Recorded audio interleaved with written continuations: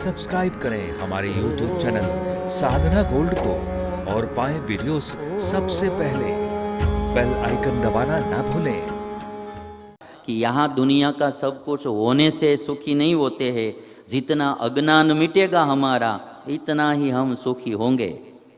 जितना अज्ञान मिटेगा ज्ञान प्रकट होगा उतना ये दुनियावी चीजें जितनी भी कम रहेगी तो भी सुखी होंगे। कुछ भी नहीं होगा तो भी सुखी होंगे। जितना आदमी ज्ञानी बनता है, ज्ञानी की बात मैंने स्पष्ट बता दी पहले, शाब्दिक ज्ञानी नहीं, अनुभवात्मक ज्ञानी, जिसका दिया प्रकट हो जाता है, जल जाता है, तो वो आदमी के पास कुछ भी नहीं होगा तो भी सुखी होगा। और जिसको अज्ञान ही अज्ञान है, सब कुछ होने पर भी दुखी होगा। वो कैसा है वो मैं आपको बताता हूँ। अज्ञान कैसे दुखी करता है। हम सब आत्मा है। अभी देखेंगे आत्मा में ज्ञान होता है जो मैंने पहले आपको बताया।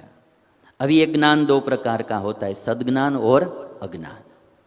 सद्ज्ञान और अज्ञान सही मार्ग पर ले जाता है वो सद्ज्ञान है, गलत मार्ग पर ले जाता है वो अज्ञान। या तो आप बोल सकते हैं सद्गुणों का जो समूह है, साधुओं के 30 गुण या अन्य दया क्षमा आदि 30 गुण, वो सद्ज्ञान है।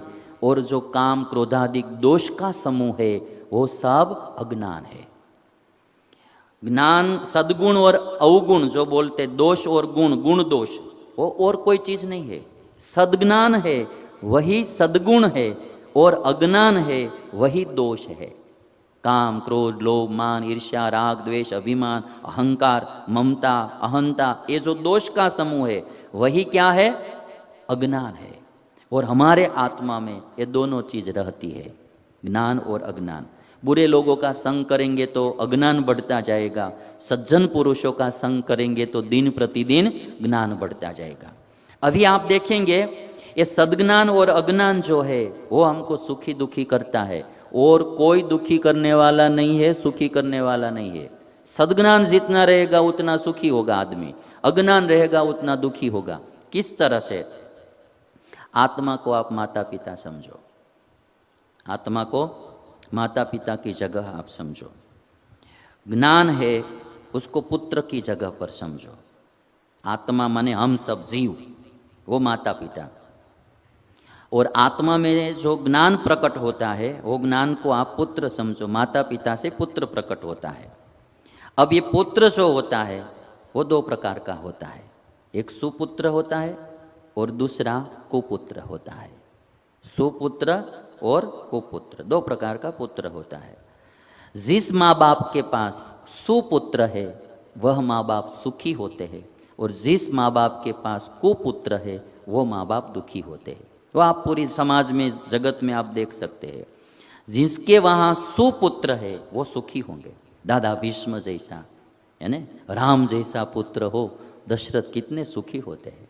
जैसे कि वो रामायण में, वाल्मीकि रामायण में रावण को मारा, फिर दशरथ राजा आए हैं राम को मिलने के लिए, और तब दशरथ राजा बोलते हैं कि मेरा वचन का पालन करने के लिए, मेरा वचन असत्य न हो इसके लिए 14 वर्ष का वनवास भुगतने वाले राम जैसा पुत्र पाकर आज मैं धन्य हो गया हूँ, आज मैं धन्य हो गया। और अपने भाई के सुख के लिए अपनी पत्नी का और राज का त्याग करके लक्ष्मण ने 14 वर्ष भाई का साथ दिया। ऐसा पुत्र पाकर आज मैं बहुत प्रसन्न हुआ हूँ। और बाद में कहा कि सीता मैया को देखकर कि हे बेटा, रावण ने कितना प्रलोभन दिया, फिर भी तुम कोई धन की लालसा में या राज की लालसा में, कहीं भी कोई लालच में तुम नहीं फंसी। तुम्हारी जैसी पुत्र वधू पाकर आज तुमने मेरा दशरथ का और जनक का कुल, उसका यश चारों ओर फैला है। ऐसी पुत्री पाकर मैं धन्य हुआ। ऐसा सुपुत्र रहेगा जिसके पास, तो वो सुखी होगा।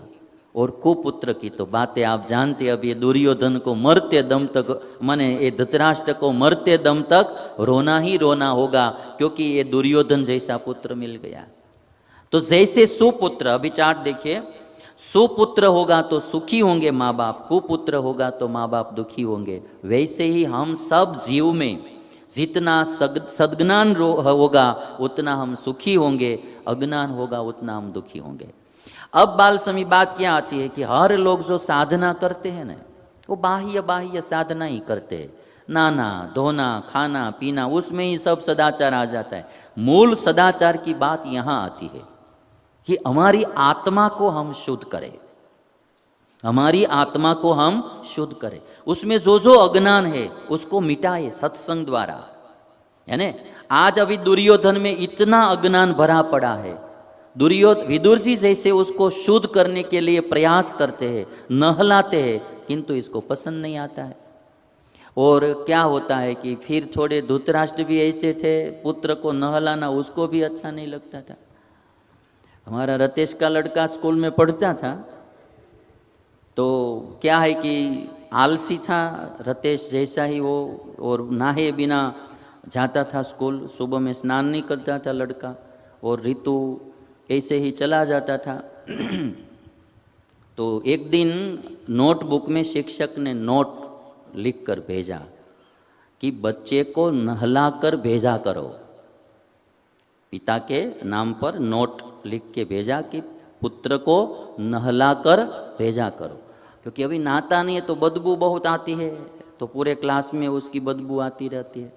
तो शिक्षक ने लिख भेजा कि भाई आप पुत्र को नहला कर भेजा करो।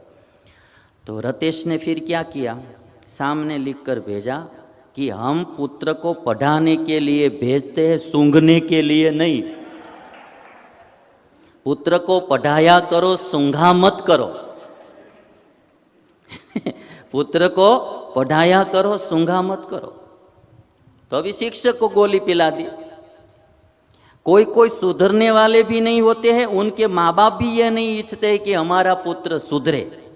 दुर्योधन के बारे में दोनों बात चली गई। और ऐसे लोग होते हैं रतेश जैसे, जो हमारा रतेश था, तो शिक्षक को उलझन में डाल दिया। अब तो लिखना भी क्या। रतेश को एक दिन क्या हुआ बाल स्वामी कि मिठाई चाहिए उसको, तो मिठाई खरीदनी थी। अब तो ऑनलाइन बिक्री शुरू हो गई थी, तो एक मधुरम स्वीट नाम की दुकान थी, तो वहाँ से इसको मिठाई मंगवानी थी रतेश को। तो रतेश ने फ़ोन लगाया, हेलो। तो वहाँ से दुकानदार ने फ़ोन उठाया, मधुरम sweet, I am speaking from Madhuram sweet, who is speaking. तो रतेश ने उत्तर दिया, आई एम रतेश फ्रॉम सूरत, मैं सूरत से बोल रहा हूँ। तो पूछा कि भाई आपको क्या चाहिए। तो उसमें क्या एक सिस्टम थी पूरी दुकान में, अभी तो एकदम सिस्टमेटिक चलती थी कि आपको मिठाई चाहिए तो जलेबी के लिए 1 दबाइए, मोतीचूर के जलेबी के लिए 1 दबाइए, रसगुल्ला के लिए 2 दबाइए और लड्डू के लिए 3 दबाइए। तो अभी रतेश को लड्डू चाहिए था, तो रतेश ने 3 दबाया। तो फिर वहाँ से पूछा गया कि मोतीचूर के चाहिए तो 1 दबाइए, और मगज के चाहिए तो 2 दबाइए, और बूंदी के चाहिए लड्डू तो 3 दबाइए। तो इनको बूंदी के लड्डू चाहिए था, तो रतेश ने फिर 3 दबाया। तो तीसरी बार पूछा गया कि बड़ी साइज वाले चाहिए तो 1 दबाइए, मीडियम साइज वाले चाहिए तो 2 दबाइए, और छोटी साइज के चाहिए तो 3 दबाए। तो इसको छोटा चाहिए था, छोटे छोटे लो, तो 3 दबाया। तो फिर पूछा गया कि 1 केजी चाहिए तो 1 दबाइए, 10 केजी चाहिए तो 2 दबाइए, और 100 केजी चाहिए तो 3 दबाए। तो अभी इसको 3 दबाने की आदत हो गई थी, तो भूल से 3 दबा दिया। भूल से 3 दबा दिया। चाहिए था 1 केजी लड्डू, अभी 3 दबा दिया। तो दबाते दबा दिया, फिर उसको पता चला कि ये तो 3 दबा दिया। तो रतेश बहुत होशियार आदमी है, तो उन्होंने फ़ोन काट डाला, क्योंकि बाद में वो एड्रेस पूछते हैं कि भाई तो आपका एड्रेस लिखाइए, हम माल भेज देंगे। तो रतेश ने फ़ोन काट डाला। सामने से फ़ोन आया थोड़ी देर में कि भाई आपने 100 केजी लड्डू का ऑर्डर दिया था, एड्रेस तो बताया नहीं। तो रतेश ने कहा कि भाई मैंने कोई ऑर्डर नहीं दिया है। अरे भाई इस नंबर में से ही फ़ोन आया था, तो आपके कोई भाई ने फ़ोन लगाया होगा, तो आपके भाई को दीजिए। तो रतेश ने कहा कि भाई हम 6 भाई हैं, बड़े वाले को मिलने के लिए 1 दबाइए, दूसरे वाले को मिलने के लिए 2 दबाइए, तीसरे वाले को मिलने के लिए 3 दबाए, दुकान वाले ने फोन काट दिया कि भाई अब इसमें हमको कुछ दबाना नहीं है। तो जो उलझन अपनी थी वो उलझन उस पर डाल दी। तो किसी किसी को क्या होता है कि सुधरना भी नहीं है, माँ बाप भी ऐसे होते हैं कि अपने लड़के को सुधारना चाहते भी नहीं है। दुर्योधन में एक बात ऐसी थी, वो सुधरना चाहता भी नहीं था और धृतराष्ट्र थोड़े थोड़े सुधारना चाहते थे, ज्यादा नहीं, तो दुख का कारण बनता जाता था। सब्सक्राइब करें हमारे YouTube चैनल साधना गोल्ड को और पाएं वीडियोस सबसे पहले। बेल आइकन दबाना ना भूलें।